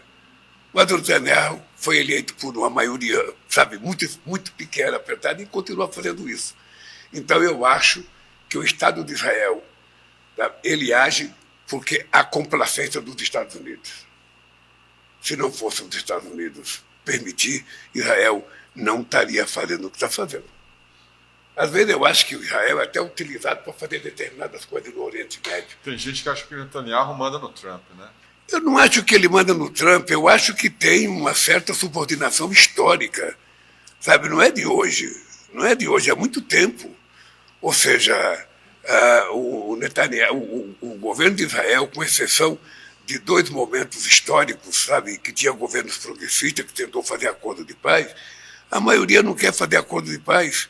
As terras que foram demarcadas para o Estado palestino até hoje estão sendo ocupadas por Israel sem nenhum critério, sem nenhum respeito a nenhuma decisão da ONU. Então, eu estou convencido que o Netanyahu é uma figura fora da linha. Ele é um político, sinceramente, não tem nada de humanismo dentro da cabeça dele. Agrediu, inclusive, Pedro Santos, Não tem. com quem o senhor vai se encontrar. Eu não tenho, veja, não temos embaixador lá e ele não tem embaixador aqui. Ou seja, agora, nós temos uma relação histórica com Israel. Nós temos 250 mil, quase 300 mil, sabe, judeus que moram aqui no Brasil, que ajudaram muito esse país a crescer, a se desenvolver. Nós temos que respeitar isso. Então, para a gente romper relações, é preciso ter uma coisa mais... Eu pensei em romper relações, mas a gente precisa ter cuidado. A gente não pode tomar nenhuma atitude precipitada que depois dificulta você voltar atrás. Presidente. Eu sempre estou achando que em algum momento o povo de Israel vai tirar o Netanyahu e vai eleger alguém civilizado, democrático, humanista para governar aquele país, e aí a gente pode voltar a viver com mais tranquilidade. Já que a gente está falando de países que estão sofrendo com a política do Trump, eu queria falar de Cuba. Eu estou indo, inclusive, para Cuba amanhã, vou visitar Cuba, estou levando a solidariedade aqui do pessoal da área, todos os canais progressistas que estão transmitindo, inclusive a entrevista hoje. Queria que o senhor falasse sobre o que está acontecendo em Cuba e como o Brasil pode ajudar mais Cuba. Olha, deixa eu lhe falar de Cuba. Primeiro, a relação minha com Cuba é uma relação de paixão pela Revolução Cubana. Né? Eu faço parte da geração que nasceu admirando a Revolução Cubana. Isso não significa que eu sou obrigado a concordar com todas as políticas colocadas a partir da Revolução. Eu, por exemplo, acho que, sabe, a existência de partido único não condiz com a melhor prática de exercício da democracia para participar o povo. Mas foi o jeito que eles encontraram para se organizar. E como eu respeito da autodeterminação dos povos, cada um toma conta, sabe, do seu quintal, e eu tomo conta do meu quintal. A situação econômica é a mais grave de toda a história de Cuba. Sim. Porque Cuba está faltando comida, Cuba está faltando energia, Cuba está faltando energia elétrica, falta petróleo, Cuba está faltando carne, seringa, esparadrapo, está faltando tudo. Está faltando tudo. A exigência dos Estados Unidos, eu imaginei que quando o Fidel morresse, os Estados Unidos ia flexibilizar o acordo com Cuba, porque o Fidel era o símbolo, sabe, do cara que tinha derrotado os Estados Unidos. O Raul tentou, sabe, também não conseguiu. Depois veio o Obama, deu uma pequena melhorada na liberação de recursos, mas depois veio o Trump, sabe, e fechou. O Biden também não fez muita coisa. E hoje Cuba está vivendo a situação mais crônica de toda a história cubana desde a Revolução. Sabe? O Brasil tem mandado remédio, o Brasil tem mandado semente, o Brasil tem mandado alimento para Cuba. Agora, o que precisa, na verdade, é que a China tem ajudado, a Rússia tem ajudado. Agora, ninguém consegue adotar um país. Ou seja, o que era preciso era ter um plano de recuperação de Cuba de médio e longo prazo. Mas aí somente os cubanos é que podem fazer. Sabe, eu acho que os cubanos poderiam ir ver no Vietnã o que foi feito no Vietnã que está dando certo no Vietnã. Eu poderia ir ver na China o que está sendo feito na China que deu certo na China. Ou seja, porque a situação está muito difícil. Ou seja, a produção de cana diminuiu. O sonho do Fidel, quando fez a Revolução, era chegar a 10 milhões de toneladas de cana. Nunca conseguiu chegar. sabe? Em Cuba não tem dinheiro circulando na mão do povo. Então o comércio é muito pequeno, porque se não tem dinheiro, não tem comércio. Se não tem comércio, não tem dinheiro. Ou seja, é uma coisa absurda. Então era preciso que os cubanos discutissem um jeito. E somente eles podem escutar. Não vai ser o Lula que vai chegar lá para dar palpite. Faça assim. Agora eu ouvi dizer que o Marco Rubio chegou a dizer o seguinte: olha, se trocar o presidente, a gente vai flexibilizar. Na verdade, eles querem. A entrevistadora sugeriu para o Dias-Canel renunciar. Eles estão querendo uma Delcy cubana agora. Sabe? Aproveita e fala da Venezuela, presidente. Cuba não vai acontecer isso. Cuba não vai. Eu acho que os cubanos precisariam encontrar uma solução política. Sabe? E se você vai lá, aproveita e discute. Você deve encontrar com o Chico Buarque, que ele está lá. Pois é, acho que ele voltou já. Presidente, queria aproveitar e falar da Venezuela, o sequestro do Maduro, e também, o senhor falou em quintal. Qual é a preocupação com essa ideia dos Estados Unidos? O Kiko e Rovai e Artuche, eu estou envolvido com a Venezuela desde que eu fui eleito em 2003. Sim. Eu lembro que eu só tinha 25 dias de mandato, eu fui à posse do presidente do Equador, que era o coronel Guterres, e lá eu tive uma reunião com o Chávez, ele estava contando a crise política lá. E lá eu tive a ideia de propor ao Chávez a criação do Grupo de Amigos da Venezuela. Ali fizemos o Grupo de Amigos. Quando foi 1h da manhã, o Chávez já tinha ido embora, que ele ia para Nova York fazer não sei o quê, e o Fidel estava muito irritado, porque o Fidel, não, vocês estão me entregando sabe, a Venezuela para o imperialismo, porque nós colocamos os Estados Unidos e a Espanha no grupo de amigos. Eu falei para o Chávez, falei para o Fidel é o seguinte, nós não estamos criando um grupo de amigos do Chávez. É um grupo de amigos da Venezuela. É para tentar estabelecer uma relação entre o governo e a oposição. Não um grupo de amigos do Chávez. E deu certo. Participou o Colin Powell, participou a fundação Carter, participou o Aznar. O Aznar, eu coloquei o Aznar porque ele foi o primeiro presidente a reconhecer os golpistas. Sim. Eu falei que tem que ter alguém que tenha crédito junto à direita na Venezuela. E deu certo, criamos um grupo de amigos e houve um referendo. E de lá para cá, eu tive muitas reuniões com Bush a respeito do Chávez, muitas com Obama. Com o Maduro foi mais difícil. Foi mais difícil, porque o Maduro não tinha a perspicácia política do Chávez. Sabe? O Chávez era muito esperto, era muito... Sabe? E a coisa ficou ruim. Quando foi ter eleições, eu encontrei com o Maduro em Santo Domingo, em Granadina, e eu falei para o Maduro, é importante que você faça essa eleição a mais livre possível e você permita a maior quantidade de observadores possíveis para que não pare nenhuma dúvida do processo eleitoral. Bem, quando chegou perto da eleição, o Celso Amorim ia para lá como observador do Brasil. E o Maduro chegou a pedir para ele não ir. Eu falei, Maduro, o Celso pode não ir se você não quiser, mas eu vou ser obrigado a dizer para a imprensa que você não quer que o Celso vá. O Celso foi sob a condição de que, chegando na Venezuela, iria conversar com o ministro das Relações Exteriores, e assim foi feito. O Celso foi lá, conversou com o ministro das Relações Exteriores, conversou com o Maduro, conversou com vários embaixadores, conversou com a oposição, conversou com toda a oposição. E na hora do Celso se despedir, o Celso me telefonou e disse, olha, aqui não há nenhuma denúncia de que houve qualquer problema no processo eleitoral. Até agora está tudo muito tranquilo. Então, o que nós pedimos para o Maduro? Maduro, era importante que você, sabe, divulgasse as atas do processo eleitoral para que não parasse dúvida sobre você. Ele não publicou as atas. Aí ficou de mandar para nós. Não mandou. Bom, então, e de surpresa mandou para a Justiça Eleitoral. O que eu fiz? Eu não reconheci o resultado eleitoral, mas também não fiquei fazendo crítica ao Maduro. Eu achava que ele deveria ter feito. Aliás, eu disse, se fosse você, convocava uma nova eleição. Mas ele não fez. Bom, aconteceu o que aconteceu. Tá? Aí a Delcy assumiu. Segundo o que o Trump fala todo dia, a Delcy assumiu porque ele quis que ela assumisse. Né? Ele foi tirar a Corina, foi tirar o cara que estava na Espanha, que era o que concorreu contra o Contra Maduro. o Maduro. Sabe? Porque a Delcy tem que assumir, porque ela é vice mesmo, ela teria que assumir. Mas o sequestro do Maduro não deixava entender que ela era que assumir. Porque ela era vice do Maduro e ela é uma mulher do partido. Ela assumiu. Eu conversei com ela só um dia, depois eu não conversei mais com ela, porque eu estou vendo o Trump toda hora dizer que é tudo dele, que ele que vai vender petróleo, ele que vai comprar, ele que vai vender, vai deixar entrar lá. Uma coisa meio absurda, que eu acho que é difícil um presidente de um país mandar no outro país.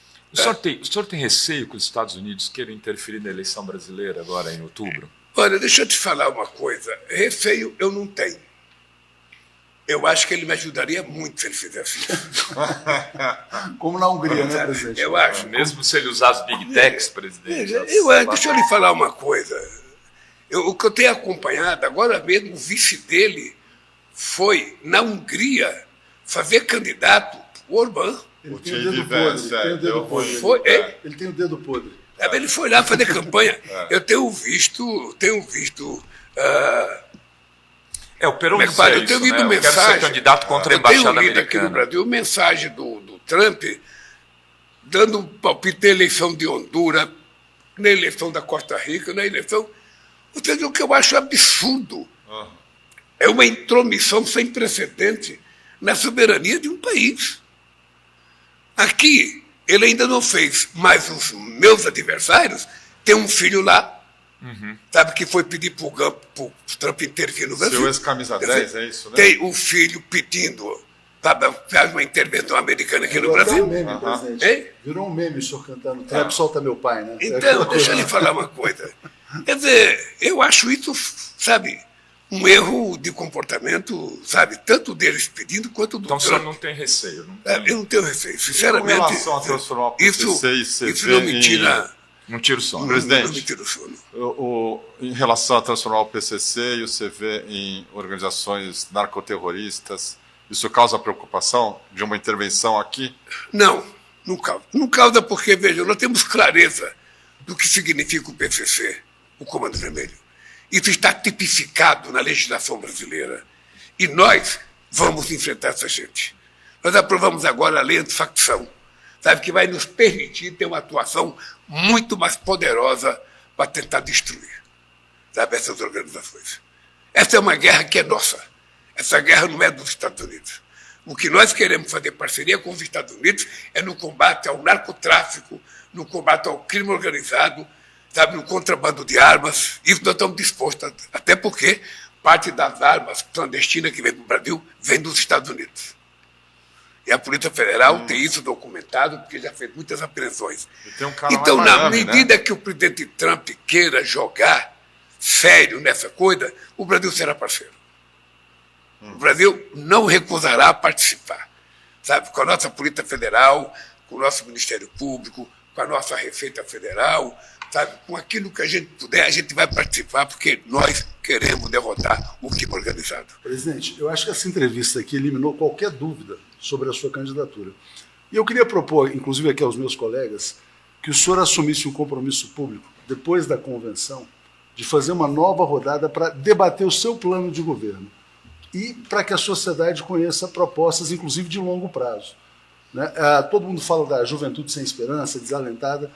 Quando a gente passar por esse processo, convenção e a confirmação da sua candidatura, eu acho que vale muito uma nova rodada com esses veículos. Eu acho que seria muito bom. Eu queria ouvir o senhor falar para a juventude, presidente, porque Aproveitando, já que a gente está nesse momento... Um pouco mais jovem que o senhor, um pouquinho mais jovem. Os jovens há menos tempo. Pode ter com menos idade, mas mais jovem não tem. Jovens há menos tempo. Pode ter com ela. Porque, veja o negócio, qual é o meu dilema? Veja, eu sei que eu não consigo parar a rotação da Terra. Então ela vai rodando e eu vou ficando... Hoje eu tenho 80, depois eu vou ter 81. Mas o que acontece é que eu não deixo envelhecer por dentro da minha causa. A minha causa é renovada todo santo dia. Por isso eu estou com a minha idade de 30 anos. A minha cabeça, a minha vontade de lutar é do jovem de 30 anos, sabendo que eu tenho tudo para fazer nesse país. Andando na esteira 6 de inclinação. Deixa eu lhe contar uma coisa, Rovaldo. Deixa eu lhe contar uma coisa. Eu tenho orgulho de algumas coisas, que é o seguinte. Um jovem, uma pessoa presa no presídio de segurança máxima do governo federal custa R$ 40 mil por ano. Uma pessoa presa na delegacia de qualquer estado aí custa, em média, R$ 35 mil por ano. Um jovem fazendo engenharia aeroespacial na única universidade brasileira que tem esse curso, que é do ABC. Um jovem custa R$ 20 mil por ano. No Instituto Federal, um jovem custa R$ 16 mil por ano. Menos da metade do que custa um prisioneiro. Eu estou dizendo isso para dizer para você o seguinte. Em 100 anos, a elite brasileira fez 140 institutos federais. Eu vou entregar, no final do meu mandato, 780 institutos federais. Nós, em pouco tempo de governo, colocamos mais alunos na universidade do que toda a elite colocou a vida inteira. Sabe por quê? Porque a juventude, que ela está sempre querendo mais. Eu tive 5 filhos muito jovens, eu sei como é que se comporta a juventude. Ou seja, o que nós fizemos, a primeira coisa, foi garantir que ele tivesse possibilidade de ir para a escola. Possibilidade de chegar a ser doutor, de competir uma vaga na universidade. Esse é um valor inestimável, sabe, que vai passar para a história. Então nós fizemos mais universidades, mais campos, mais hospitais universitários. Ou seja, tem muita coisa acontecendo nesse país. E agora, quando você vai dando ao jovem poder de conhecimento, você vai tendo que garantir para ele poder de ter acesso ao mercado de trabalho. Porque se ele estuda e não tem mercado de trabalho, ele vai ficar desanimado. Exatamente. Em falar nisso... Só pegar um ponto aqui, quer dizer, eu lembro, presidente, quando o senhor falava, segundo mandato, teve um ano que o Brasil chegou a ser a 6ª ou 7ª economia do mundo, o senhor falava, vamos ser a 5ª, vamos passar a França. O senhor vai viver 120 anos, o senhor vê o Brasil como uma superpotência? Que Deus te ouça. Entre as 4... Não, mas é verdade, mas com trabalho. Com trabalho. O senhor vê o Brasil tem que estar entre as 4 maiores economias do mundo, 3, 5... Eu acho que o Brasil pode estar entre as 4 ou 5 economias do mundo. O Brasil tem tudo para dar. Se nós soubermos aproveitar o potencial de minerais críticos de terra rara que nós temos, se nós soubermos aproveitar o potencial da transição energética que o mundo precisa, não há por que o Brasil não dar um salto de qualidade. Estados Unidos, além do que, meu cara, além dessa possibilidade das terras raras, dos minerais críticos e da revolução energética, nós estamos, nesse instante, virando verdadeiramente o celeiro do mundo. Nós estamos agora com 40 milhões de hectares de terra para recuperar, para plantar o que a gente quiser. Então, meu caro, o Brasil tem um potencial exuberante. Agora, vamos ver o seguinte, o cara fala, mas o Lula não industrializou o país. Veja, eu tinha feito uma indústria naval que chegou a 86 mil trabalhadores. Quando eu voltei, eles tinham desmontado para 15, já está com 50 mil outra vez. Já está com 50 mil outra vez. Tem acompanhado. O PIB, o investimento na nossa infraestrutura, só para ver, foi 1 trilhão e 800 bilhões de reais, do quais 80% já foi contratado e já está sendo executado. Se você pegar a quantidade de ferrovias que fez todos os presidentes, pode pegar, não precisa esperar o Lula falar. Pega toda a quantidade de ferrovias, quantos quilômetros foi feito nos outros governos e quantos foi feito no nosso, quantas rodovias foram feitas no nosso. Aliás, vocês precisavam visitar, fazer um passeio, vocês 3, pegar um final de semana e fazer um passeio na transposição do Rio São Francisco. Para você ver o que é a maior obra hídrica do mundo em vigor. Uma obra que tem 1.700 quilômetros de canal, que tem 15 mil quilômetros de adutora, que vai levar água para 25 milhões de pessoas. Sabe? Essa é uma obra que está em fase final. Ela não termina nunca, porque cada vez que a gente terminando, o cara fala, leva um finalzinho. E o Bolsonaro falou que foi ele fez. Faz um puxadinho para o meu Estado, faz um puxadinho para o meu Estado. Então ela nunca acaba. E foi muito combatida na época. A gente lembra como foi combatida. Não, ela foi combatida. Tem gente que dizia que o Rio ia acabar. Dom Pedro tentou fazer. Dom Pedro tentou fazer em 1846. Nunca deixaram fazer, porque a Bahia era dona do Rio, Sergipe era dono do Rio, Alagoas era dono do Rio, sabe? E nós resolvemos fazer porque o Rio é do Brasil. E um bom baiano, um bom sergipano, um bom alagoano, jamais iria levar um copo d'água por irmão pernambucano, paraibano, sabe, cearense, sabe, jamais. Então, meu caro, é o seguinte, o país está preparado para dar um salto de qualidade. Nós, só para você ter ideia, nós criamos uma faculdade de matemática no Rio de Janeiro para premiar, veja que interessante, para premiar os melhores alunos das Olimpíadas da Matemática. Ou seja, você termina as Olimpíadas, você tem 300, 400 gênios. Se você não aproveitar esses gênios, eles vão embora do Brasil. Então, nós estamos ali com uma faculdade de matemática. Está entrando 100 alunos por ano, com direito à moradia, com direito à comida, para que a gente use o nosso gênio aqui. Acabamos de levar o ITA, o famoso ITA, para a Fortaleza. Por quê? É uma premiação para o Ceará, porque 40% de todos os alunos que entram no ITA são cearenses. O que tem no Ceará é interessante. Não é só cabeça grande, não. É inteligência. É inteligência, cara. Então, essas coisas estão acontecendo, você não tem noção. Eu estou muito otimista, muito, muito otimista. Eu até fico brincando com algum governador. Se tirar as coisas que nós fizemos de alguns estados, praticamente fica vazio o estado. E a mesma coisa a escola. Mesma coisa a escola, veja. Nós aprovamos mais 106 institutos federais.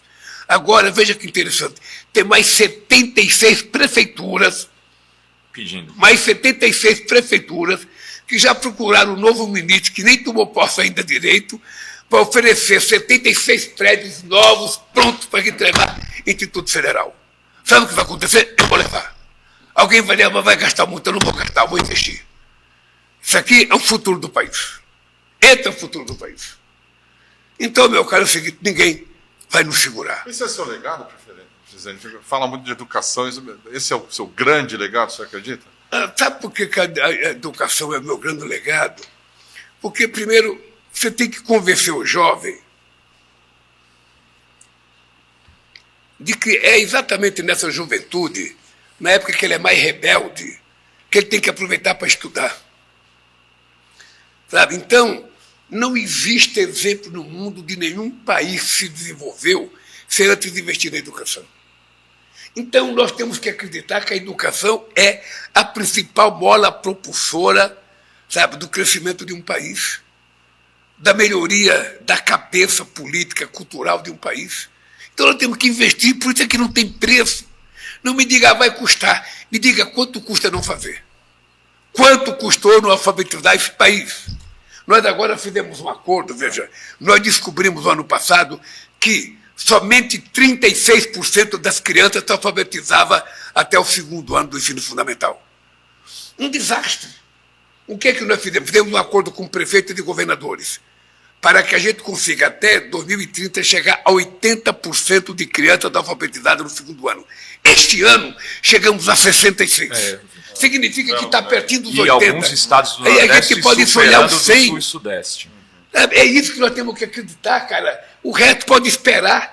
O resto pode esperar, mas a educação não pode esperar. Agora, presidente, muitos jovens estão no trabalho 6x1, estão trabalhando de entregadores, de aplicativos. Eu sei que o seu ministro Guilherme Boulos está trabalhando muito nesse sentido. Tem aí um imbróglio, eu já até lhe perguntei, mas vou devolver a pergunta. O que o senhor vai fazer para esse jovem trabalhador? Deixa eu te falar. Nós já temos um projeto de lei no Congresso Nacional. Nós tentamos aprovar esse projeto de lei. Nós estamos discutindo agora a questão dos motoqueiros, a questão dos meninos que trabalham com entrega de alimentos. É uma coisa muito nova, não tem uma coisa uniforme entre eles, ou seja, são um mundo muito diferente. E eu disse ao companheiro Boulos essa semana o seguinte: a gente não tem que fazer nada de forma atabalhoada. O que nós precisamos é trabalhar com muito afinco, ouvir o máximo de gente que a gente puder ouvir, para que a gente, quando mandar um projeto de lei, seja um projeto de lei acordado por todos eles. Porque nós precisamos garantir, primeiro, eles têm que ganhar um pouco mais, porque as plataformas ganham muito, eles ganham pouco. Segundo, a gente tem que garantir um lugar para eles fazerem as necessidades deles, para eles tomarem um banho, para eles trocar de roupa, para carregar o celular. Sabe? Eu estou há um ano tentando financiar moto, tentei trazer moto da China para vender mais barato, porque aqui uma moto custa R$17, a gente poderia trazer por 7 ou 8. Sabe? Ainda estamos pesquisando isso, para ver se a gente consegue ajudar para ele poder ganhar um pouco mais. Ao mesmo tempo, o que nós queremos é o seguinte: quando nós falamos que é importante a gente garantir que ele tenha um pouco de seguridade social, é porque nessa idade ninguém quer pagar nada. Claro. Nessa idade eu não quero pagar previdência, eu não quero pagar Eu nada. nunca vou me aposentar. Porque o governo cobra muito imposto. O governo, porque com 20 anos ninguém pensa em aposentadoria, cara. Sim. Eu já tive 20 anos, eu já tive 15, eu já tive 30, ninguém quer. Ou seja, mas o que é importante? É importante a gente convencer ele de que se ele pagar, e pode ser pago pela própria plataforma, sabe? Se ele tiver uma segurança social, se houver um acidente na moto, sabe, na bicicleta, no Uber, ele vai ter um amparo do Estado para ele se cuidar. O que ele não pode é ficar abandonado. O que ele não pode é ficar abandonado. Eu tenho muita gente que eu conheço, sabe, que a gente falava: gente, você pode pagar até 5 mínimos, você pode pagar até 6 mínimos. Mas a pessoa, na hora de pagar, quer pagar sobre o mínimo necessário. Aí depois, para receber... Aí depois, quando vai receber, recebe sobre o mínimo também. Aí fica reclamando. Então, nós estamos cuidando com muito carinho disso. O Marinho e o Boulos estão envolvidos em encontrar uma solução para que a gente dê a essas pessoas. E agora o Zé Guimarães, que o senhor vai dar posse também. E agora a questão do 6x1, a questão da escala é o seguinte, cara: o que é que nós precisamos fazer? Não é possível que a gente ainda está há quase 60 anos trabalhando 8 horas por dia. Pois é. Sabe? Não é possível que, com o avanço tecnológico que houve no mundo, a gente não possa diminuir a jornada para deixar um tempo mais livre para estudar, para o lazer, para cuidar da família. O mundo está exigindo isso, essa molecada tem que aproveitar essa energia dele e pedir para que a gente faça as coisas acontecer, faça pressão em cima do governo, faça pressão em cima do Congresso Nacional. O dado concreto é que nós não estamos governando para nós temos que governar para eles. E se eles demonstrarem essa disposição, não há por que a gente não dar a eles a jornada que eles precisam e os direitos que é necessário. Presidente, nós Faltou estamos uma última esgotando. pergunta só. Vamos rodar nós Yuri, três. Yuri Alberto e Neymar na Copa. Mas vamos fechar com o ponto, que agora a gente vai acompanhar a posse do Zé Guimarães, né? E claramente o ambiente político parece ter melhorado aqui em Brasília. O sinal disso é a indicação do Messias, né? Que parece que vai passar. Eu queria perguntar o que o senhor espera do Messias no Supremo. E passo para o Rovai e o Kiko também para a gente colocar um ponto final para já encerrar. Eu queria falar da democratização das comunicações. Você sabe que é um compromisso meu histórico, né, presidente? A gente está aqui e nós somos canais desse segmento aí. O senhor acha que num quarto mandato seu é possível trabalhar isso de forma mais, digamos assim, como prioridade? Kiko. Yuri Alberto e Neymar deve ir para a Copa ou não? Então, é Messias, democratização da mídia e Copa. Messias, você também? Não, Neymar. Yuri Ele quer saber se o Neymar vai para a Neymar Copa. deve ir para a Copa e a sua expectativa para a Copa. Eu vou começar pelo Neymar. Pelo Neymar. Porque eu tive a chance de conversar com o Ancelotti. E aí o Ancelotti perguntou para mim: você acha que o Neymar deve ser convocado? Eu falei: Ancelotti, se ele tiver fisicamente preparado, Jogar que nem ontem, ele tem ontem, futebol. né? Se ele tiver preparado, ele tem futebol. É preciso saber se ele quer. Pelo jeito não quer. Se ele quiser, ele tem que ser profissional. Sabe, ele pode se espelhar no Cristiano Ronaldo, ele pode se espelhar no Messi. E ele vai para a seleção, porque ele é novo ainda. Mas ele não pode querer ir pelo nome, ele tem que querer ir pelo futebol. Tá? É isso, Neymar. A questão do Messias. A indicação do Messias é pela capacidade de conhecimento jurídico que tem o Messias e pelo compromisso dele com o Estado brasileiro e com a nossa Constituição. Então eu mandei ele para lá, porque eu acho ele bom, vai dar conta do recado, e eu espero que ele seja uma pessoa que encha de orgulho o povo brasileiro por ter um ministro da Suprema Corte do Pódio do Messias. E a democracia do meio de comunicação, eu acho, viu, Rovai, até um dia eu gostaria de discutir fora da entrevista, Sim. se a gente está fazendo as coisas certas. Porque eu lembro de muitos amigos meus, sabe, que, não, porque agora eu pego um telefone celular, eu só vou assim uma câmera, eu vou bater a Folha, eu vou bater o Estadão. Quando a gente entra em campo, a gente percebe que não é tão fácil. Não é bem assim, não. Não é tão fácil, é difícil. Muita gente que não deu certo. Eu acho vocês uns heróis. Meu Deus do céu, o esforço que vocês fazem todo santo dia, sabe? Eu acho. O que nós precisamos trabalhar é, por exemplo, como é que a gente pode, num governo democrático, ajudar para que todas as pessoas possam, que estão trabalhando na comunicação, ter mais facilidade de trabalhar, ter mais possibilidade, inclusive aporte financeiro, como se dá para todo mundo. Quando a gente fala disso, Sabe? presidente, a gente não está falando da gente, viu? Não, Para eu deixar sei, claro. mas Quando eu falo assim dos povos ribeirinhos, dos povos indígenas, chegar lá, naquela ponta, instrumentos para eles Contar poderem suas contar histórias, suas Eu histórias. me pergunto todo dia, por que um filho meu não faz uma live e não faz sucesso? Tem tanta gente que faz Mas tem sucesso. uma neta. Por que eu não faço um sucesso? Eu vou fazer uma live quando eu deixar presidente. É capaz de ninguém me ouvir, porque está todo mundo dormindo na televisão. Agora, Então, mas eu acho que é o seguinte, o que nós precisamos discutir é o seguinte, é o que precisa fazer. Tá? Naquilo que o governo puder fazer para facilitar, sabe, o exercício pleno da democracia na comunicação, nós vamos fazer. Você nunca vai ver da minha parte, tendo um endurecimento com qualquer coisa. Acho que todo mundo merece respeito. Agora, a única exigência que a gente tem que fazer é o seguinte, cara, seja leal com a informação. Não manipule a informação. Não ideologize a informação. Ou seja, a informação é o fato.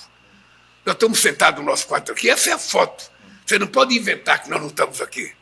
Você não pode tirar um de vocês e colocar outro aqui. colocar a foto do caminhão de lixo. Que a inteligência artificial vai permitir. Sim. Vai permitir. Já tá. Então, todos nós precisamos estar juntos na garantia do exercício pleno da livre liberdade de imprensa nesse país. Todos nós.